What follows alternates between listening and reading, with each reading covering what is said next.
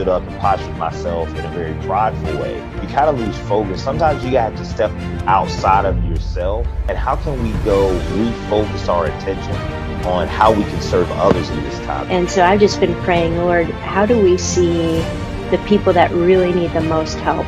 The people that need groceries, the people that need encouragement. And so I thought of Kemp.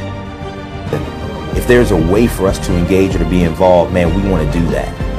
And I think that we've been transparent in some of the different events and activities that we've done, not only from the platform of Love Akron, but what we've been able to do now in partnership with other organizations. Don't do anything else today. Just make sure that you love Akron. Make sure that you love Akron. Whatever you do today, wherever you go today, just make sure that you love Akron. And early on, one of the things I said to Coach Kemp was, I'm like, I'm an employee of Love Akron. We're going to do this black and white conversation. Conversation versus collision. I said, Coach, if we're going to do this, and then we're going to get to that point where we're just rocking and singing Kumbaya, I was like, then can I respectfully ask that you count me out? Because one, if this is not a forever challenge or assignment, if this is not something that we're going to do forever, I just don't want to do it. I want to do something that's going to truly make impact. So I think it's important for us to make note of the fact that this is a commitment from Love Akron forever.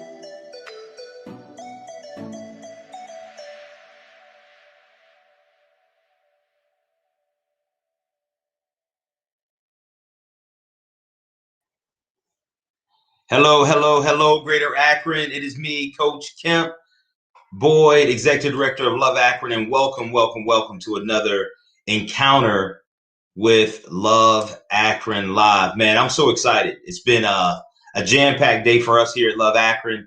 We started, man, at about 6:45 this morning with Love Akron Connect, where we had an eye-opening experience, an encounter with, Jim Mullins, CEO of United Way of Medina and Summit County, Robert DeJeanette, who is the pastor of Faith Ashworth Temple, but also he is a VP of diversity and inclusion over at the Akron Chamber, and also Dan Collintone, who is the executive director of NO Leadership Foundation.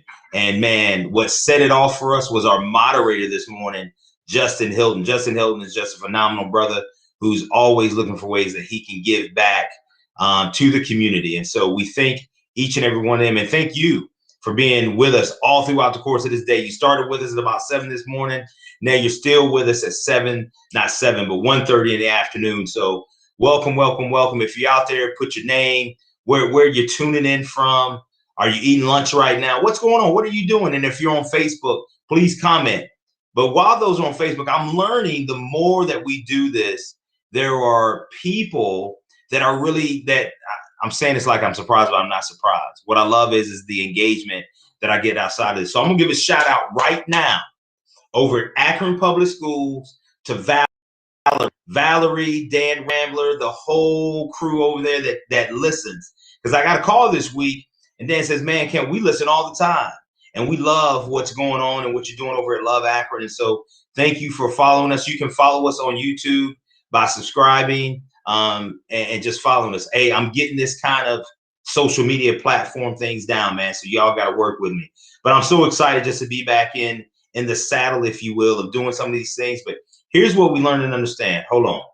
I got a special guest in there. Matthias, come here, son. Come say hi to people. Come on. I'm doing this at home, so I got my son with me. So I'm in my office. But, when you're at home, you got 6 kids. Your office is never really your office. So here's the thing. My son, Matthias, set up a little office. He has an office chair, and he got him a little office in the corner. And every time I come here to do work, he follows me in here, and I love it, because this is what life is about at the end of the day, right? It's not only me encountering you all out there in social media land and world, but it's also, man, these encounters and engagements that I get to have with my children. So he's been a little shy right now. He's not want to come around, but if you see my screen moving, it's because he is literally spinning in his chair, and his chair is, every time it goes around, it's nipping my desk. So please forgive us for that. But again, we're so excited. Today is a day where we're going to tune in with some of our partners to see where some of our collective impact initiatives that we launched in September of last year, to kind of give an update of some of the outcomes of how these things are going, but also just simply to check in, man. It's always good to check in relationally, man, with your friends and your brothers and your sisters. See what I'm saying? To see what's going on. Son, please don't hit my desk. Thank you. And so it's going to be a good time for us today. And I got 2 great people that we're going to talk to today, but I want to bring them on yet. I just want to spend a little time, first of all, just once again, and I'm doing this just because I'm really grateful for who I am and really how Akron, and Greater Akron, I should say, has really loved me and my family through the course of the month of March, man, and just as we have been on the mend. So thank you all for that so much. And I just want to spotlight, if I can, let me spotlight just for a second Greater Akron. Let me spotlight how well things are. Not that things are perfect, but what I love healthy conversations with individuals that are talking about very critical, very tough conversations. However, we're not walking away feeling like we have to agree on everything, because we don't. And I think now more than ever, we're learning how we can disagree without being disagreeable. And that's not always an easy thing. I think that's something that we're learning, that we're fighting to learn, that we're battling to learn with one another and for one another. And the more we do that, I think the deeper and the greater our relationships become, right? Because we're coming from a place of being and not just simply doing. But then we lose sight of the fact that sometimes us being able to connect and to talk with one another, and just simply talk is a doing. So communication, building relationship is a solution. It's a doing thing. Here goes Matthias. Matthias, say hello. Wave. As he walks out with a piece of turkey bacon in his mouth. It's all good. I'm sure folks he'll be back.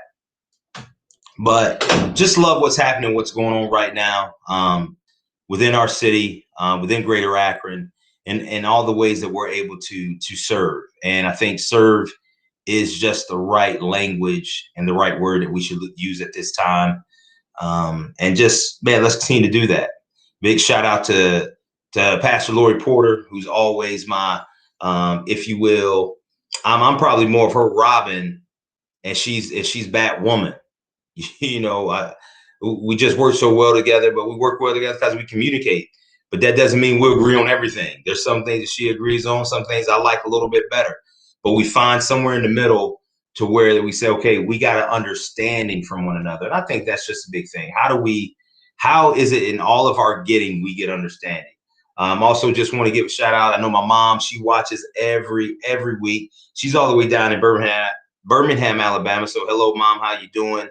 Give a shout out to the people as you are listening.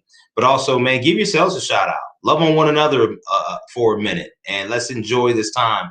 There's enough serious things going on in the world, and we need to bring a little bit of levity to what's happening. And so we need to be able to smile and laugh and take joy in a lot of these challenges. But also, man, let's take joy, man, in just the small and the simple things, okay?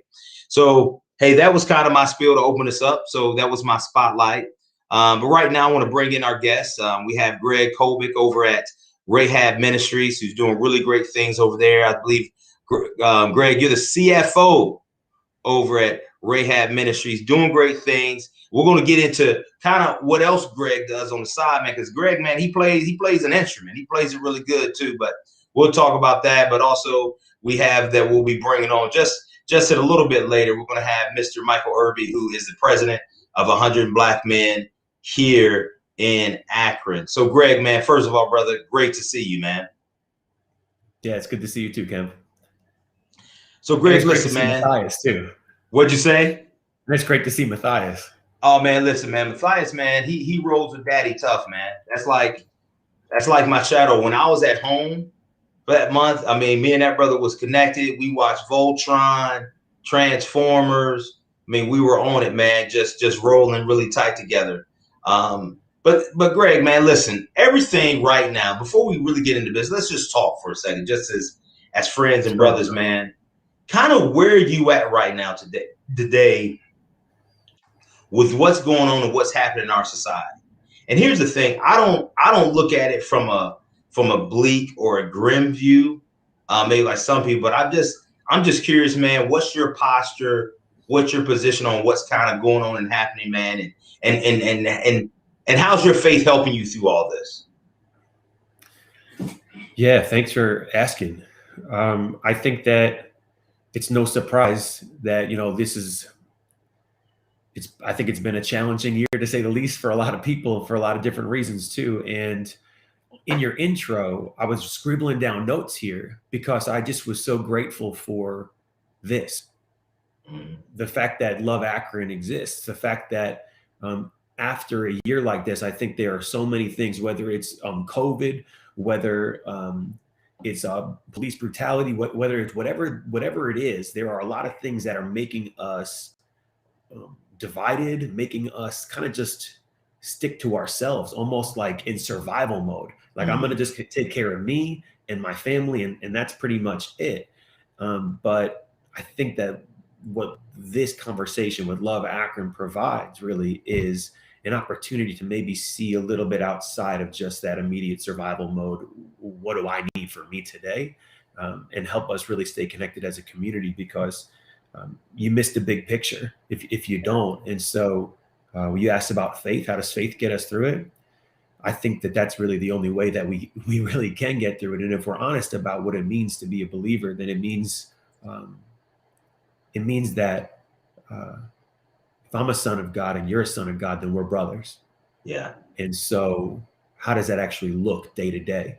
Yeah. And if it doesn't, if someone were to look at my life, are they going to say that that's true? Yeah. And if not, then what are the steps to get there towards that truth? Absolutely. Absolutely. Yeah, man, that's good because, I find that, we're at a time right now where I think, and I want people to hear me and hear my heart in this, man. I don't mean this from a place of disrespect, but we talk about a lot about diversity, inclusion, equity, and we use all these words, man, and as well as we should. Like, yeah, we have to, but I think too, we have to really define at the end of the day what these words actually really mean. But also too, we have to be able to acknowledge why is it such a push that we have diversity and inclusion, right? Mm. Like, why is it such a push this time in our society? There's such a push to lean into those things, right? Because to me, Greg, we really can't have change or even see the process of change begin until I can acknowledge something, right? Mm. Like, I'm gonna go to my marriage here for a second. I can't get off the couch with Stacy if we have a disagreement, right? Until I can acknowledge to her that, man, I hurt her or that something was wrong. But if I'm just in this mode of, oh man, let's just get up, grit your teeth and bear it, then it's never going to help us to move on to a place of healing, if you will. So when you think about diversity and inclusion, what does that mean to you? What does it mean? What does it mean to the organization at RAHAB when we talk about diversity and inclusion? Because you all help a diverse group of women and of individuals at RAHAB. So what do these terms mean? Well, whenever we do training about human trafficking, for anybody who doesn't have history with RAHAB or know who we are, what we do, we provide hope in Christ to women who are victims of human trafficking, survivors of human trafficking, or vulnerable to becoming victims of human trafficking. And one thing we say a lot is that there are a lot of factors that make somebody vulnerable to become a victim. But what we found are that the top one or two, or the ones that we see to be the most significant, are emotional abuse at a young age and sexual abuse at a young age, emotional neglect and sexual abuse at a young age. And what we say typically in the training is that those two things don't care about age, race, sex, religion. Those things don't discriminate. And so that's why we see when we're serving the women and the kids that we're serving, they're coming from a diverse background. And so how does RAHAB then reflect those people that we're serving? And I think that it was a conversation I was having with you recently, Kent, where you were talking to me about not just diversity for diversity's sake, but are you going to discuss diversity? And I think the word you used was accommodation, right? Is it right? You had accommodation or diversity, and what was the other word? The other word was assimilation. Right. So what are we actually about? So if I'm going to re-describe it, I hope if I'm getting the words wrong, let me know. But am I looking for diversity? If I'm looking for assimilation, I'm really just saying, hey, I want the appearance of diversity, but I don't actually want all the things that make that culture valuable and special and unique represented in my organization. I just want to appear diverse. Yeah. And so are we doing that? Because if we're focused on that, then we're really just thinking about short-term, self-serving, skin deep change that really doesn't make any change at all. Or are we going to be an organization at RAHAB that's interested in accommodation? And so that when we are serving the people who are coming from various backgrounds, we represent them. Yes. And so that's what I'm passionate about, and what I'm excited about seeing happen at RAHAB. And I believe that it is happening at RAHAB. And so, I'd love to grow and learn more, but I'm not really interested in the assimilation part. Yeah. Absolutely, man. And I kind of love that you went there, man, because when you look at the word to accommodate, the Latin word for accommodate is to make fit, right? And so when I look at assimilation versus accommodation, the assimilation really affects more of the minority culture, because what you're saying is that, the majority is kind of making the minority culture work a lot more. And what you're talking about, what you guys do at RAHAB is you guys are kind of meeting these women where they're at, right? Like you're meeting them there and you're creating spaces for them to find their fit. But at the same time, it's not saying that, okay, this is how you need to do it. This is the culture, right? But you're giving them an opportunity to make it work and make it fit for them. And so that's what I'm hearing as far as, you all just meet people where they are, right? And so, but you're doing that, and correct me if I'm wrong, because I could be totally off. So again, we're just talking, man. We could have 500 people listen to us having a conversation that, Greg, me and you probably have often.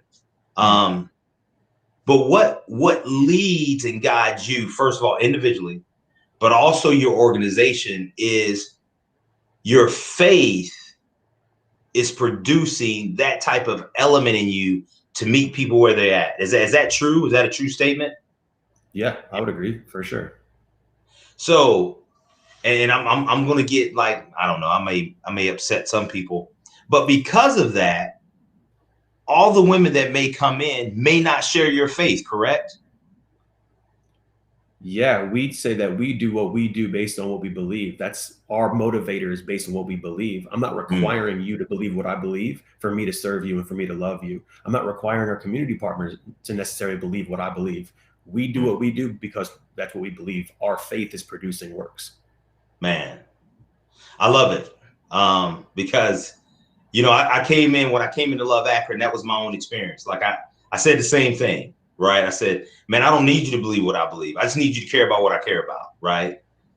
Because if we're talking about, if you will, loving Greater Akron, that means loving all of Akron and all people in Akron. And so we don't want to be. And so really the diversity and inclusion, first of all, I believe has to start with you as an individual. Right. That leads you to this. But also, too, I see how it's erupting in RAHAB. So, man, I just appreciate you going there for a second. You know, you don't feel set up or nothing, do you? Like I just no. We don't discuss like questions before. We just kind of get into conversation and talk. We talked about stuff like this last week. Absolutely. Not on a live. Absolutely. So absolutely. No, all good. And so we partnered up, man, on an initiative that we launched back in September of 2020, man, and it was really us coming alongside you all, because we want to share in the vision and the mission of RAHAB and Love Akron, because we believe in order for us to really love Akron, there has to be a collective impact. It's not just one group, one organization, one sector, but how can we all do that? And so, man, you got to give us an update, man, on the transitional housing program and how that's going, man. And because we want to celebrate with you, man. Like, not just us at Love Akron, but we want our audience to celebrate in the accomplishments and the outcomes, man, that we're having as we launch this collective impact initiative. So give us some updates. For sure, I'd love to. So back at the breakfast, we talked about our transitional housing program. One of our strategic objectives at RAHAB is to continually raise the bar in our programming so that we can provide the women and the kids that we serve with the best programming possible, so that they can not only identify, but then realize their unique gifts. And so we looked at our adult safe house, which has been operating since late 2014. Does an amazing job, has women come in there, they can live there completely free, holistic programming. It's beautiful. It's a serene environment. But then if we're being honest, we realize it's a really tough transition when you're in that very safe, secluded place for sometimes 2 years, and then you've got to transition back to the real world. And so we noticed there was a bit of a cliff there, where it doesn't matter how well we were preparing people, it's a shock to all systems to go back to having your own place, your own car, your own phone, your own responsibility. And so we said, how can we improve? Now, long story short, we looked for this transitional housing program that now we call the Oaks.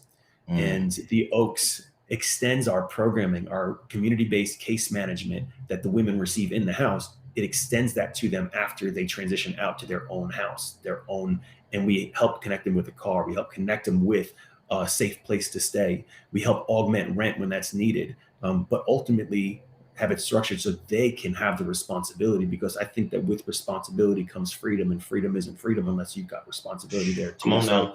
So, we had to look at ourselves and say, hey, are we actually missing a piece here? And we believe we were, and we believe we filled it with the transitional housing program that we launched, calling it the Oaks. And so right now we've got women in the Oaks program. We got women that are set up, ready to get in. You do not have to go. The only on-ramp isn't through our adult safe house. People can age out of foster care and get into a program like this. They can come out of our minor safe house. They can meet us through our drop-in centers and come in.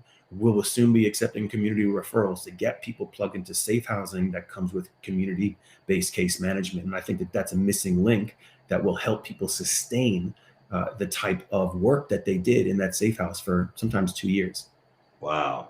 Man, that's awesome. So tell me this, man. Now, I know you said that there are women that are transitioning into the Oaks, which is the next step. So tell me this, how many women are in the Oaks right now in this transitional housing program? And then how many women have you all had that have transitioned out, if you will, of the transitional housing program, if any? Well, no one's transitioned out of it yet. We just launched it less than a year ago. Okay. And so people are coming. The first group, we're looking people who are in our adult safe house. They can stay there for up to 2 years, like I said. And then this program will come after that. So that's the first group that we've opened it up to, people that are coming from the safe house. Right now, we've got, I think, 2 that are in there, and then people that are being referred in right now. And soon we hope to be able to open up referrals to outside of that program. Man, that's awesome.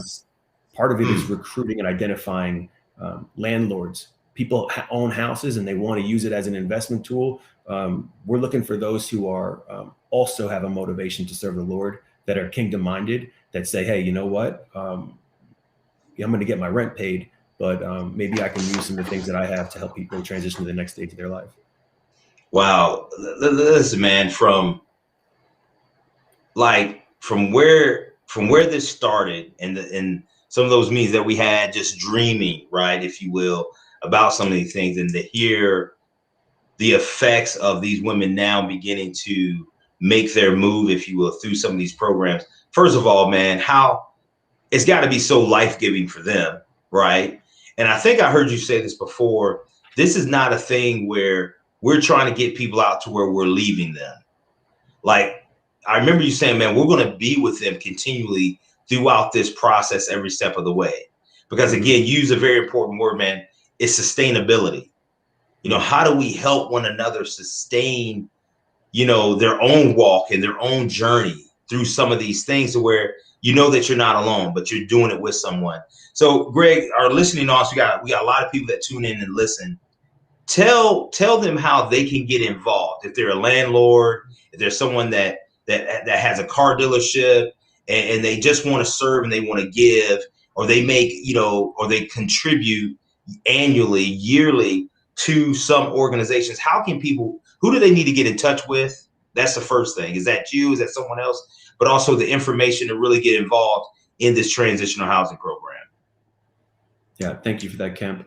If they're interested in the trend, if you are listening right now and you're interested in really anything I talked about, if you got questions about what does human trafficking actually look like in Northeast Ohio, if you got questions about any of the programming I discussed, please reach out to RAHAB. We'd love to talk to you. You're not going to get some answer machine and no one's going to get back to you. You're going to talk to maybe me or someone else in my office.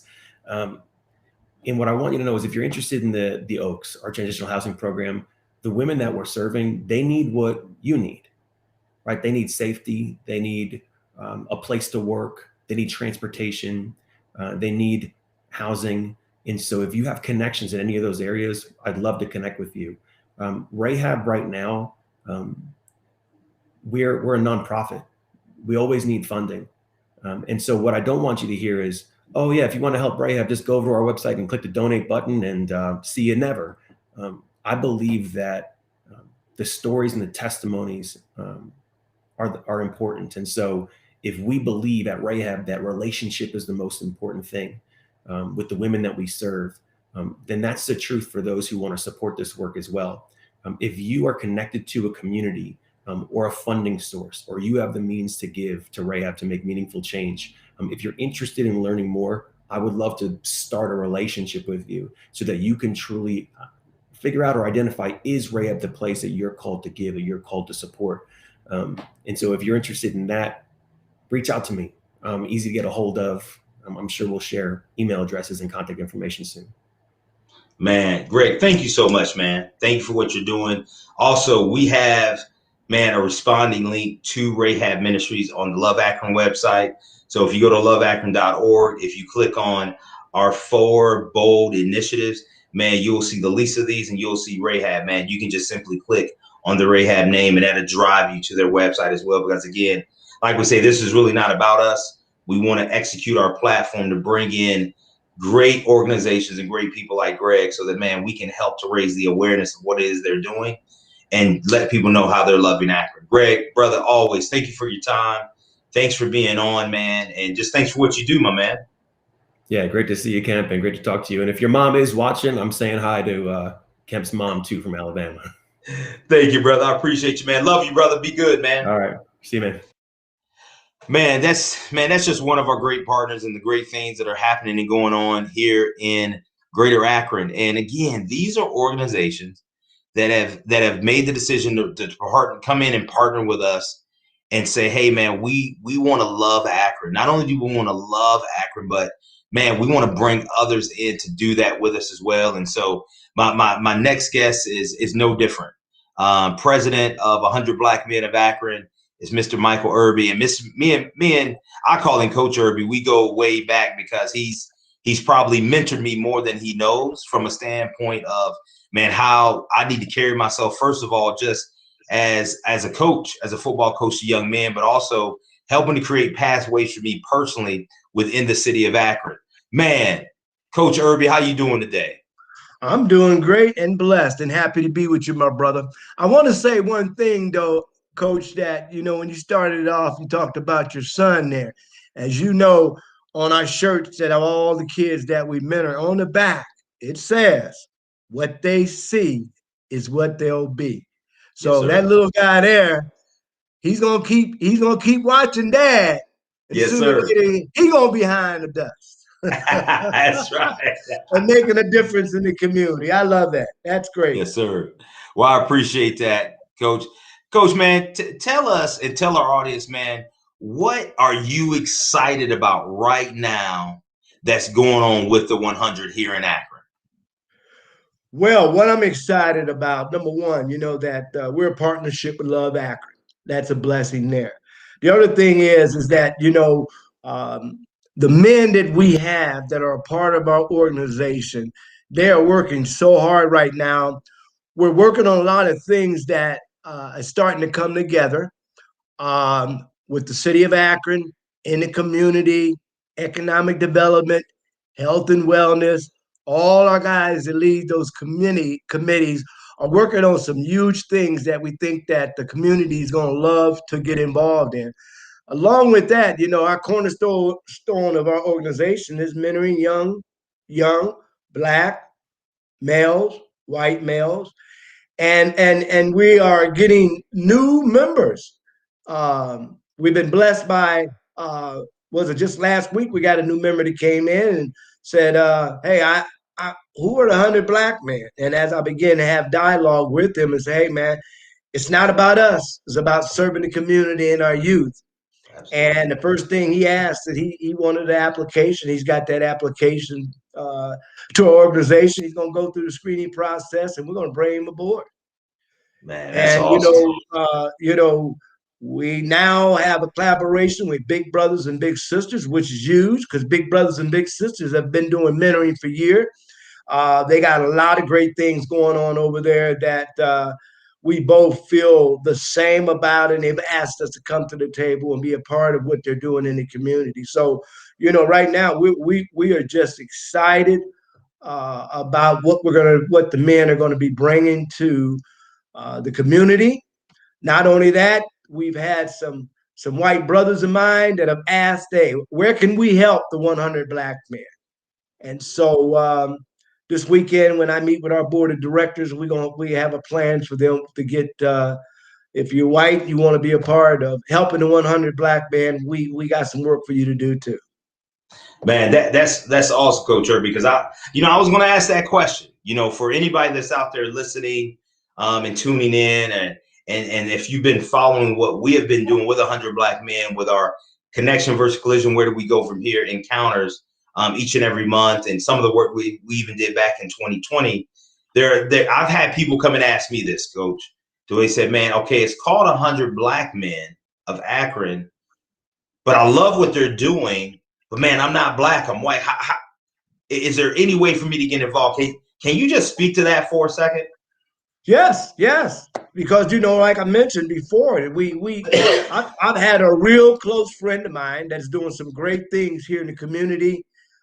We go way back. I mean, he's a brother of mine that I went to high school with, and he wants to help youth. And we've had lunch and we've sat down and we have talked about this. And right now we have a plan. We want to put that plan out to the community. But if you are a white male that wants to work with young black and white males and be a mentor, hey, you just give us a call, shoot us an email. We'll get together with you. And we're going to launch a campaign here on recruiting more volunteers to help with our organization. So, hey, we would love to have you if your heart is where our mission and our vision is, and that is helping youth and get involved in the community. Man, I appreciate that. So everybody, you heard it here first. This is not a exclusive thing. What Coach Irby is talking about is the same thing we just talked about with Greg, and that's diversity and inclusion. Right. So there's an element here where they want to be inclusive of anybody that's looking to help, man, our youth, whether it be black males or white males, but our youth. Because here's the thing, it's going to take all of us to really make that engagement. I want to say something just from a standpoint, and I know you can speak to this too, because you've now been trained in youth mental first aid. But one of the the greatest protective factor for a young person today, you know what that is? It's the relationship with an adult. And I know your heart here, Coach Irby. That's what you're talking about. Every time me and Coach Irby's talking, he's talking about what more can we do for the youth. And so when thinking about that, Coach Irby, and we look at what's happening now in our society, it seems to me today that the issue of mental health is affecting our youth now more than ever. Can you talk a little bit into that about where does the 100 stand on, man, we got to get more invested into bringing some of those mental health, if you will, resources to our youth or getting them connected to them? I think it's very important right now. And when it was just, I think it was just a couple of days ago, and I was talking to someone about mentoring youth. And I told them, I said, hey, everyone and I'm sincere about this when I say this. And that's one reason why I went and took the mental health training, and is because what our youth are going through today, you have to have some type of skill or knowledge to deal with the mental health piece. With the virtual going on, with all the killings across the country, and the disrespect from some police officers, not all police officers. I'm an advocate for police officers. I think I have a lot of friends that are police officers, and I believe they will do the right thing, every time. But there's some out there that are just not doing the right thing. But the mental piece, I think, is very important. I know there was an incident about a couple weeks ago where a young man that I was mentoring was going through some mental health problems, and I wasn't trained at that particular time to basically deal with those issues that he had. And so I was giving the best advice that I could give, along with pointing him in a direction to sit down with someone that's a little more skilled about in training of mental health. But I went through the training, and as I went through the training, I realized that there were some things that if I would have had that knowledge when I was dealing with that young man, I could have, taken a different approach in helping him, which would have been huge for him. Absolutely. Absolutely. Man, I love what you're talking about, because as we talk about youth today, some of the challenges that I see, and I'll let you kind of talk to us about what you see, but man, I see this isolation challenge, right? Like you said, they're working virtually. They become a little bit more withdrawn to what's going on. But then you also talk about the violence that they're having to encounter, whether it's personally or whether it's in their friend groups, right? And even what they're seeing on a national level. So Coach, what are some of the programs that the 100 is doing to stay engaging with our young people, even during a pandemic? What does that look like for the 100? Well, it's just like I was on a Zoom this morning, and Big Brothers and Big Sisters, the director over there is working on a program to address violence in the community, having a better relationship with the police department.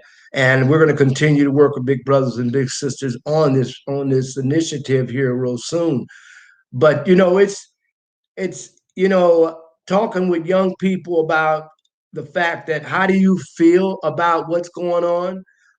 They don't see the big picture. They just see what they see and hear from people, to where they're kind of confused and scared because a lot of our youth feel now that, hey, I'm gonna be out here, I'm gonna get stopped by the police, they're gonna shoot me and things like that. So I just think we need to be more engaged in giving them the right knowledge they need whenever that circumstance comes around. Yeah, absolutely. I often look at our young people as, how can we as adults give, if you will, them a voice or a seat at the table? And the one thing that I've always really admired about you, Coach Irby, and the 100, is that you're always pressing to give young people not just a seat at the table, but also giving them a voice in certain issues or challenges that they're facing right now, versus it is a thing that is coming from a top-down approach. But I've been in meetings with you where you've talked about, how do we give our young people kind of the bottom-up approach, to where we're not making all these decisions for them, but we're collaborating with young people and we're hearing their voice, and we're partnering with them on some of these decisions and solutions they should be making. Tell me, Coach, man, why is that your perspective when you are mentoring or when you're building these relationships with young people? It's all experience. I'm a retired educator and administrator, and my experience with young people have always been that they want to be heard. I can remember many times when young people would come into my office where they have done something in the classroom, and they get into my classroom and I am reading, what happened in the classroom.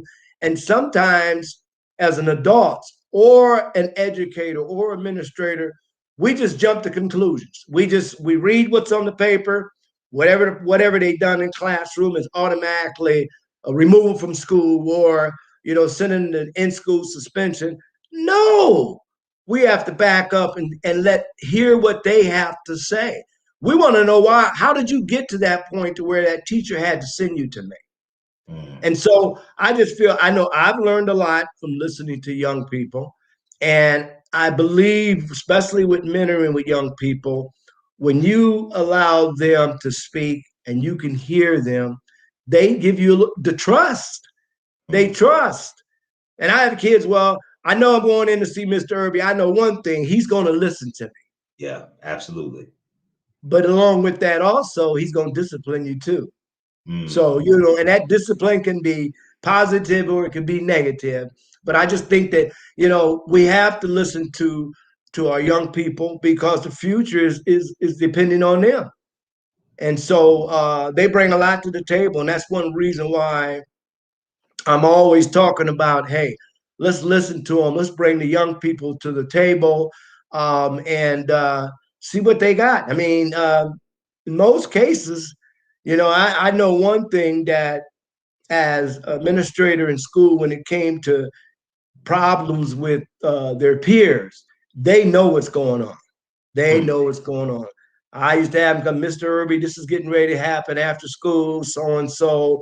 They know what's going on. And if you can get out in front of it, just makes it a lot easier for you. Absolutely. Well, Coach, before we get off, man, if people are interested in knowing more about the 100 Black Men of Akron, or they want to get involved, where do they need to go? Who do they need to contact for that to happen? Well, our office is located at Balk Street Community Center. I mean, you can come down there. We're not in the office every day, but you can leave information there, or you can go to our website, 100 Black Men of Akron. It's basically our how you can contact us is type in 100bmoi.org, leave a message, we'll get back to you. Or you can just call me, 330-329-8042. And if it's dealing with mentoring, we do have an education and a mentoring committee that deals with our kids. It'll be referred to them. And then, if it's mentoring or if it's issues with economic development or health and wellness, we'll forward you to our committee chairs in each one of those areas. Man, Coach Irby, thank you so much, man. It's always an honor to be on with you, but also to be partnering with the 100 Black Men of Akron.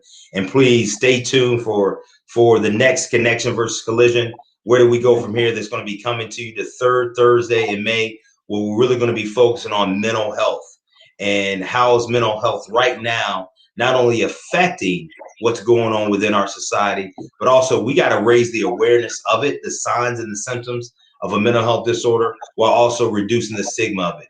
Coach Irby, thanks so much, man. Enjoy the rest of your day, and thanks for being with us on Love Akron Live. Thank you for having me, Coach. Always a pleasure to be with you. Yes, sir. So there you have it. Just really thankful to all of our partners. Thankful for you for tuning in with us today. And hopefully, man, you learned something that maybe you didn't know before you came on, whether it was about RAHAB, whether it was about Greg Colbeck, whether it was about 100 Black Men of Akron, or even Michael Irby. And the one thing I hope that you noticed was the heart of these two men and the organizations that they serve and how they just want to love Akron. And in doing that, man, it creates a space, a relational space for us to connect, to convene, and to collaborate with change makers like yourself. So, hey, until next time, here's what I want to say. If you want to continue to be a part and engage with us at Love Akron, it goes back to what Greg said. We're a nonprofit organization, so therefore we need financial support and resources to continue to do the things that we do, to bring you encounters like this one, and also Love Akron Connect and many other things that we do throughout the course of a week. But in order to do that, man, we need funding, we need support, we need encouragement. And there's something going on right now that has been established. It's called Coach Kemp's 50 by 50 team. Man, you're like, Coach, what is the 50 by 50 team, right? Am I going to have to do wind sprints? Am I going to have to do up downs? What does that mean? Well, simply, it's 50 people that are making the decision to give $50 a month into Love Akron so we can continue to do the great things that we're doing right now. Again, that's Coach Kemp's 50 by 50 team. And so I would love for you to engage in that with us. And if you would like to, all you got to do is go to our website, www.loveakron.org. Click on the Give tab. And if you scroll down, it'll say 50 by 50. And that's Coach Kemp's 50 by 50 team. Again, thank you so much for being with us today. We love everything that is going on. And as far as what is positive in the catalyst forces of change here in Akron that are moving us to, man, walking at the speed of trust. That's what it's all about. Let's continue to be relational with one another. And remember, if you don't do anything else today, make sure that you love Akron. Everybody take care and have a great day.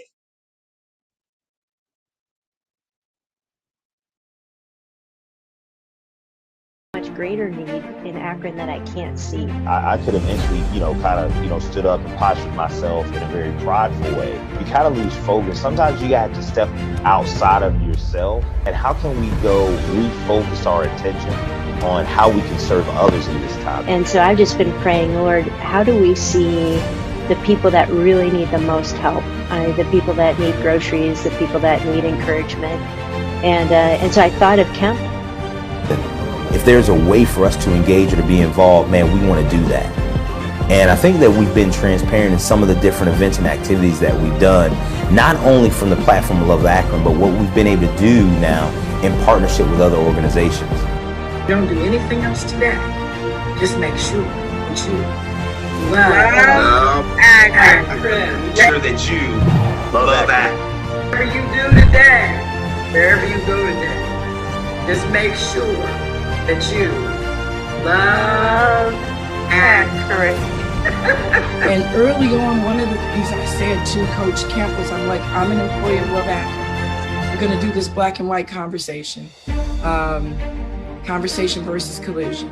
I said, Coach, if we're gonna do this, and then we're gonna get to that point where we're just rocking and singing Kumbaya, I was like, then can I respectfully ask that you count me out?